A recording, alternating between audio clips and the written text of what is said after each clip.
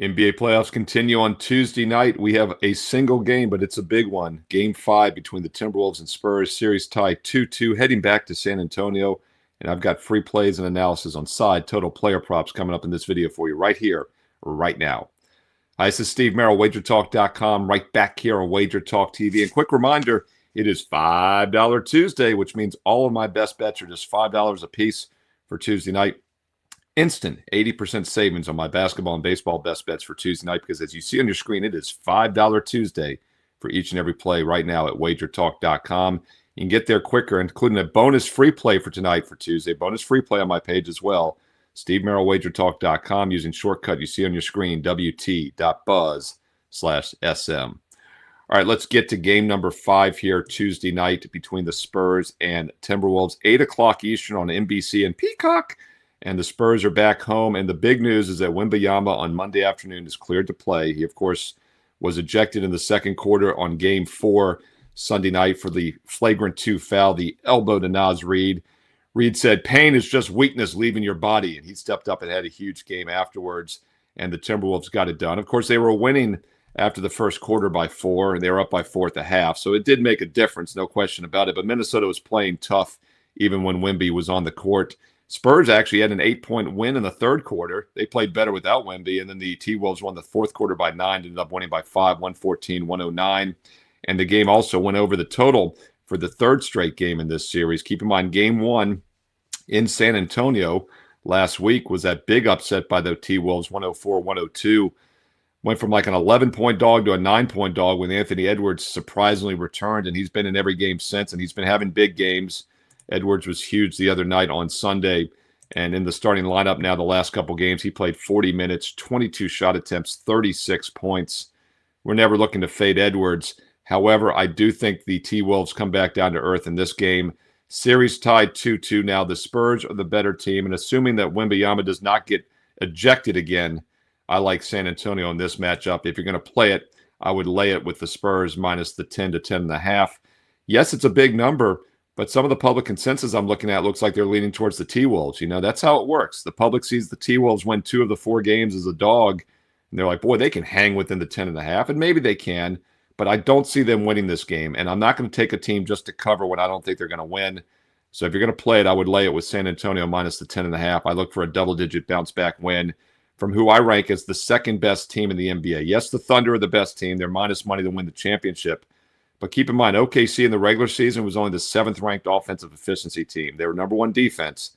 The Spurs were number 3 offense and defense this year. No other team was top 6 in both categories, and the Spurs were top 3 in both. Fluky result in Game 4. And by the way, we had a best bet on Minnesota, first half and the full game. I gave those to you in the video free here for Sunday, and they both made my strong client card as 4% plays. So I liked the bounce-back spot for Minnesota. It's not a good spot for them here in Game 5, and the bounce-back spot does now favor the Spurs back at home. As far as the total, it's holding steady at 218.5, pretty much in range in what it was for Game 4. Game 3 and 2, of course, was 216.5. Game 1, we saw a 218.5, and we got 206. And then we had the high-scoring games 2 and 3. Game 2, the Spurs played to perfection. And keep in mind, the other game in this series in which San Antonio came off a loss, which is that Game 1 loss, they came back to win the next game by 38. They led by 48 in Game 2 last week on May 6th on that Wednesday game, and the line was 10.5. I look for a very similar result here, so don't let the big number fool you. The Spurs are the better team in this series, and they won by 38 the last time they lost in this series. And then, of course, they won by 7 in Game 3, even though it wasn't a good spot going to Minnesota. And they lost Game 4, but no Wemby for the majority of the game. Game 1 and Game 4 at 218.5, 2 games in between 216.5. So this is the highest the total's been at 218.5. And after 3 straight overs, I look for some under now. And I still think Minnesota's going to struggle offensively. Even with the win the other night, they only got to 114.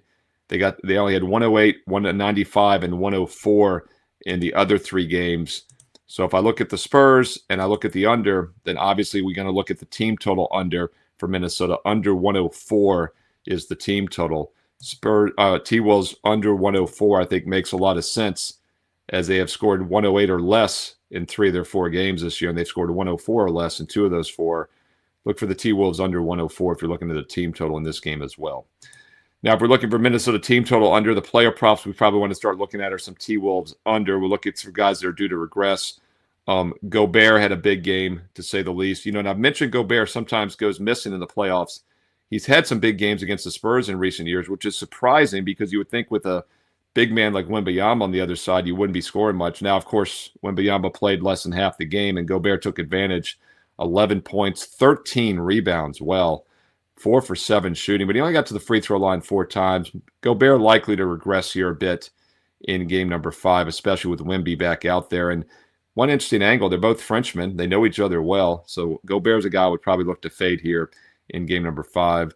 Not fading McDaniels. He was only 6 for 15, got to 14 points. I still think there's some upside there. Randall also did not play well, only 12 points. Do we dare fade Anthony Edwards? I'm never in a hurry to fade superstars. But of the big players on the board there, Edwards is probably the one that's going to regress a little bit after the 36 points and 40 minutes played. And if this does become a blowout, which it might, keep in mind the Spurs won by 38 last time they lost in this series, then the minutes could be limited for some of these starters. And you got to figure Edwards is going to be the first guy they limit after playing 40 with the banged up leg still, not 100% healthy. So I would lean Anthony Edwards props unders. It's always dicey to play a superstar under. It's not something I'd look to do, but he'd be one guy I'd look to fade because Randall McDaniels didn't do much, so they might focus more on Edwards in this series and let those guys get theirs. DeSumo returned to the starting lineup. He returned only 3 for 12 shooting, 1 for 4 from 3.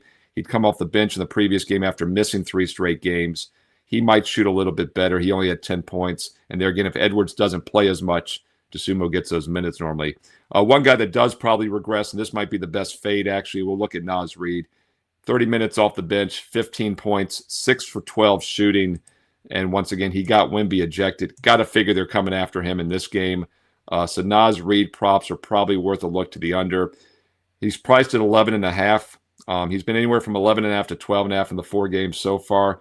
He had 12, 11, 18, and 15. So he's had a big series for that reason. He had a big series against Denver also. For that reason, I think they're going to key on Naz Reid more than anybody. Naz Reid might be the guy you want to fade here, either points under 11.5 or points and rebounds under 18.5. I think the Spurs are going to have him on his hit list, especially after he got Wemby ejected in Game 4. As far as San Antonio players, the big 3 would be the guys that we're looking to step up. De'Aaron Fox had 23 shot attempts, 24 points, but he was only 1 for 7 from three-point range. Wemby only played 12.5 minutes, had only 4 points. Obviously, I like Wemby overs to be over or pass. And on the Wemby props, he has the capability of having monster games. Sometimes when he doesn't score, though, he gets a ton of rebounds, even some assists. So you can play Wemby over points, over rebounds, or just play his points and rebounds over as I look for a big game from him back in the lineup. Fox, as I said, had 24 points, but he took a lot of shots, so I'd be kind of neutral on him. Stephon Castle, 8 for 17, had 20 points. But once again, those guys got more looks because Wemby was not on the court for the majority of the game, including Harper off the bench, 8 for 11, 24 points. He's a small, he's not a big, but he might be limited a little bit in this game as he got probably some more minutes just by default because Wemby wasn't out there. And keep in mind, Dylan Harper had just 8 and 11 points in the 2 prior games and had 18 points in Game 1. He's priced at around 11.5. All right, there you go. Look at side total player props. How are you attacking game number 5 on Tuesday night, 8 o'clock Eastern on NBC and Peacock? Drop it in the comments below. I truly read the comments. I love the support. I reply back. And I also love it when you include some analysis and reasoning behind your selection so we can all learn and earn and win together here on WagerTalk TV. If you're liking these free play videos, I will keep them coming. I'll have your videos for this Wednesday, also later this week on Friday, Saturday, weekend games, whatever we need. If this round's still going or if the next round starts, I will be here for you. All I ask is a quick thumbs up like. And if you're on your mobile device, click that hype button. You get 3 hypes a week. And boy, do I appreciate when you use them on my videos on your mobile device. So like and hype, and don't forget also click subscribe and click the bell. We are so close to 250,000 subscribers here on WagerTalk TV. 247,000 and counting. Can't be wrong. Make sure you're one of them. Click subscribe and click the bell for an instant alerts. You know when Wednesday's NBA playoff videos are posted free for tomorrow night's games here on the channel. Now, as I mentioned, I'm giving these sides total player props in every video every day. A lot of these are light leans only. 1% of bankroll is appropriate for light TV leans. But if you want my official best bets, those are the strong ones, 4% plays. The games I am personally using each day, I make those available to my personal clients at WagerTalk.com. And it is so simple. Even if you're not currently a client, you can get my daily plays And as I mentioned earlier, it is Tuesday, so that means it's $5 Tuesday. Great time to try out my best bets. Normally a single best bet is $25. Nope. Instant 80% discount for this $5 Tuesday, which means every play is just $5 for Tuesday night. My top NBA best bets for Spurs T-Wolves Game 5, and more importantly, my baseball best bets, 2 to 3 baseball best bets per day. That is the bankroll builder during the summer over the next several months. Yes, the NBA playoffs are great, and we have a few games remaining here or there, but baseball is a daily sport. Think about it. We have up to about 15 baseball games per day. That's like a full NFL weekend every day of the week. Great bankroll building opportunity. So get my strong best bets for $5 Tuesday right now and get the bonus free play. The last cut, just a bit outside from being a best bet, goes up as a bonus free play on my page each and every day. Get Tuesday night's free play, get the $5 best bets tonight, and have a big Tuesday night. Steve Merril, WagerTalk.com, and hey, get there quicker with shortcut wt.buzz/SN. You see it on your screen, gets you there quicker. Don't forget, like, subscribe, comment below, and also follow me on social media on X and Instagram at Steve Merril. 2 R's, 1 L, you know the deal, MERRIL, at Steve Merril on X and Instagram. You see it in the bottom corner of your screen. And also be sure to stay tuned because you know there's more free play videos coming up next.